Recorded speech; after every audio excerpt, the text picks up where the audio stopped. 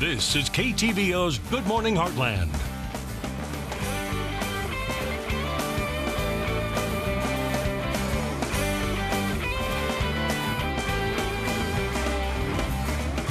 Welcome back. NEMO Search and Rescue is a Kirksville nonprofit corporation of volunteer canine handlers, and they are gearing up for their first annual auction and fundraiser. And this morning we have Rich Enix and his canine Diesel to tell us more about their organization as well as their upcoming fundraiser. Good morning. How are you doing? I'm good. How are you? I'm doing great. So first off, go ahead and explain to our viewers what NEMO Search and Rescue is all about. NEMO Search and Rescue is a volunteer of canine handlers. We're located in Kirksville, Missouri.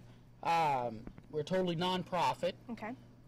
That's what we're doing the auction for, is to get money towards taking care of the dogs and the canines. Okay. So before we talk about the auction, let's learn more about your operations. So tell us what your daily operations are. Daily operations are making sure that our canines are up to par. Mm-hmm. Ready to go at any time, because we never know when somebody's going to come up missing. Okay, and that is that strictly what they're used for when we do have a search and rescue in anywhere around the Kirksville area? They could be used for missing people. They can also be used for like bank robbers, okay, stuff like that. And that's what they train for. Okay.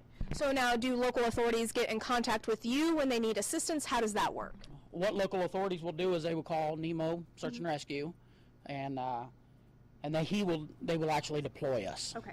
Now, we have Diesel here. Are there any other dogs in the unit?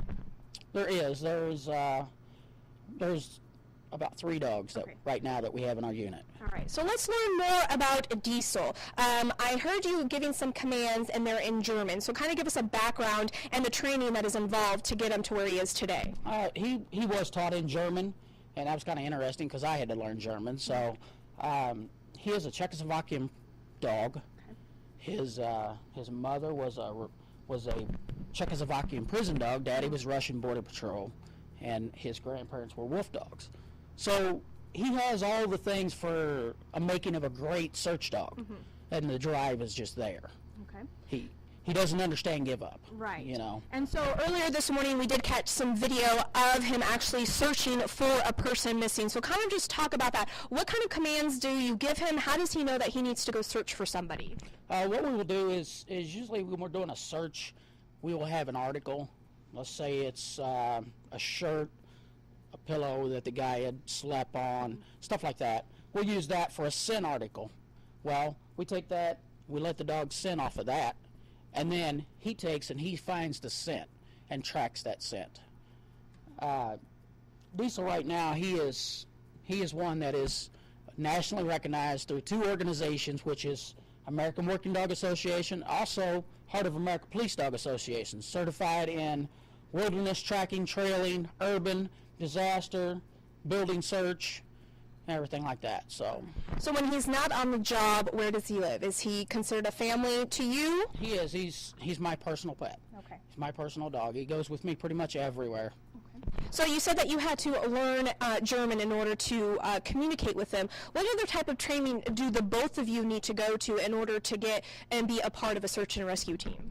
NEMO Search, what we do is we make sure that our people have like CPR, first aid, mm-hmm, because you never know when something's going to happen in the field.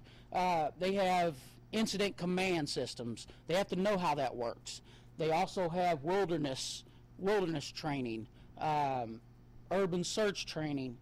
They have lost person behavior, and many different types of training. Now, I see that he's wearing a vest as well as a collar that says rescue on that. Is this something that he wears every day, even when he's not on the job, to let people know that he is a dog in training on the job or anything like that, or does he take that off and relax?